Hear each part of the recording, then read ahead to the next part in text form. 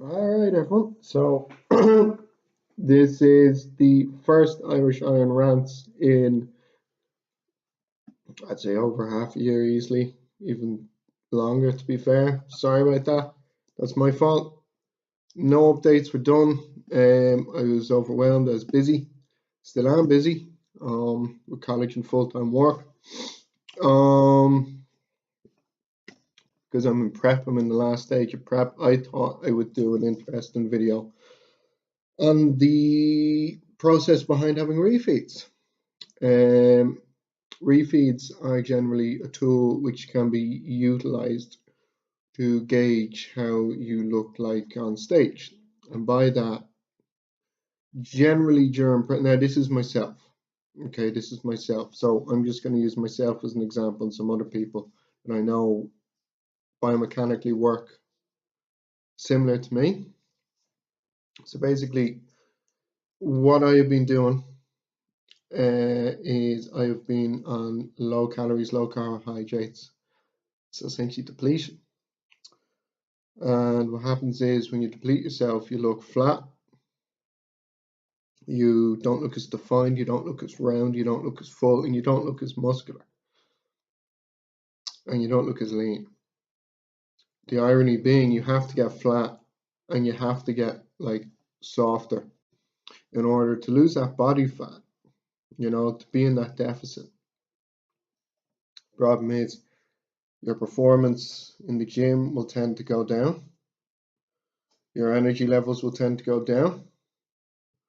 And in some cases, not mine, but some cases, your drive will begin to go down. So, and of course, when you're looking at yourself, you're going to be second guessing yourself. You're going to be like, okay, I look worse than I did before.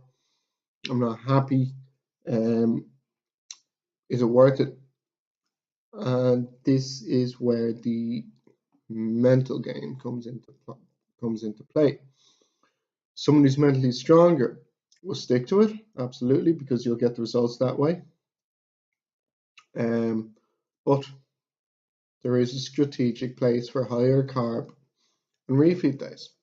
And this is going to be a bit bro sciencey, but it works in a few cases anyway.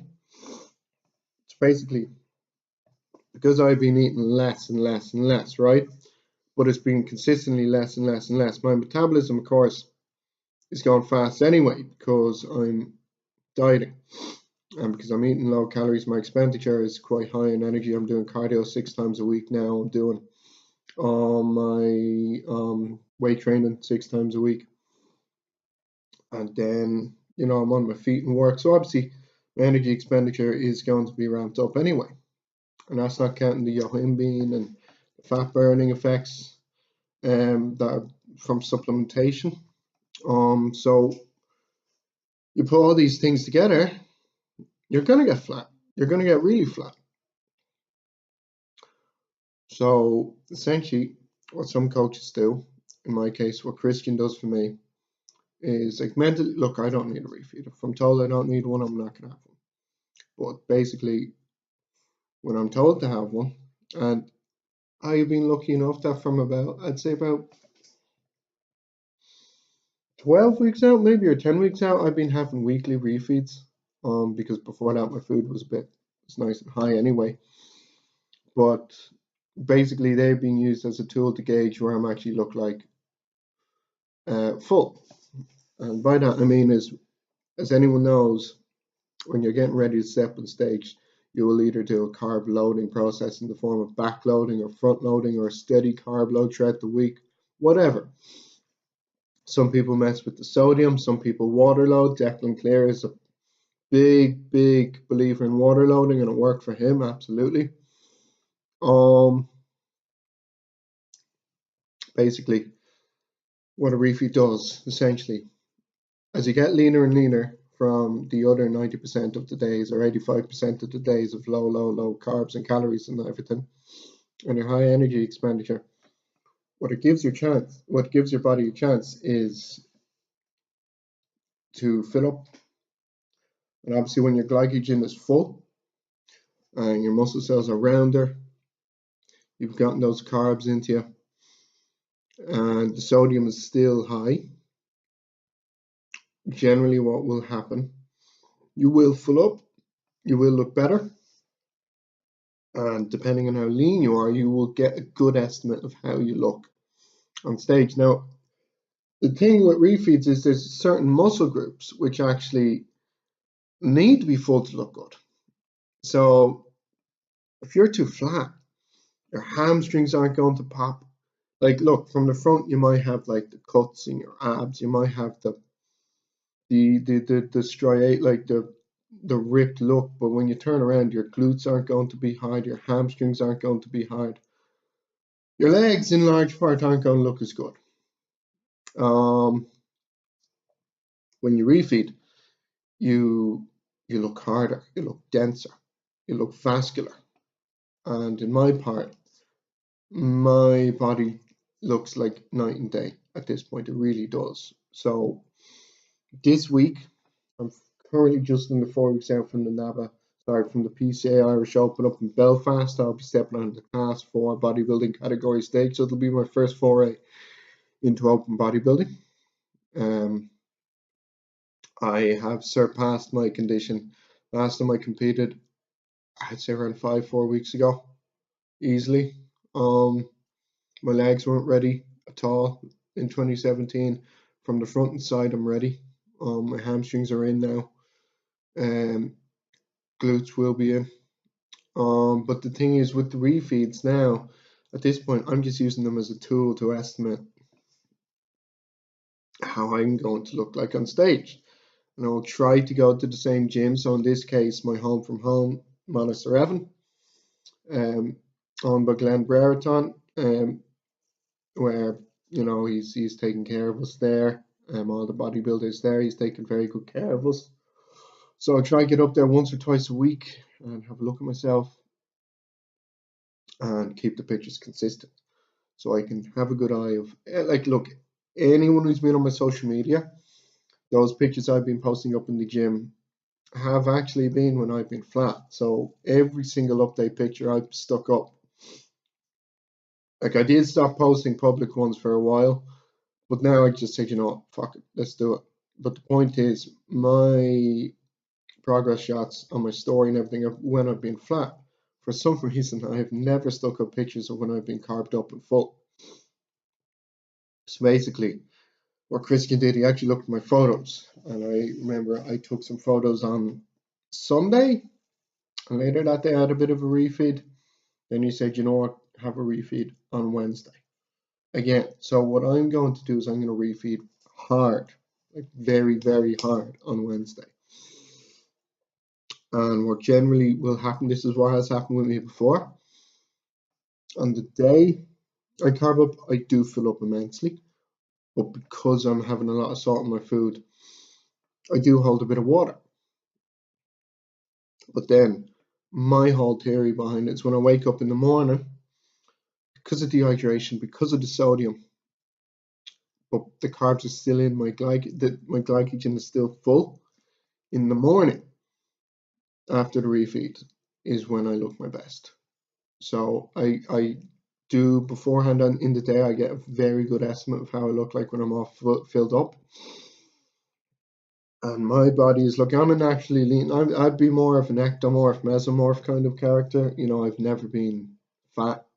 When I was younger, when I was a kid, I was never fat. I was never someone who gained weight easily, to be honest with you. Anyone who knows me and grew up with me and went to school with me knows I was always strong and lean, but I mean, at my heaviest, I only got up to around 96, 97. It wasn't ever like heavy. I mean, I'm 5 foot.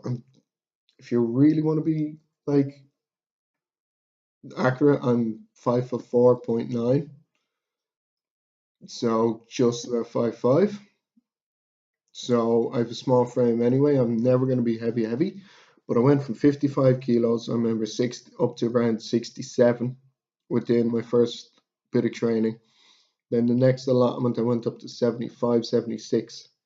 Then the next push, I went up to 84, 85. And then when I got heavy, I remember I got up to 93 and I was sloppy. That was before my competition in 2017.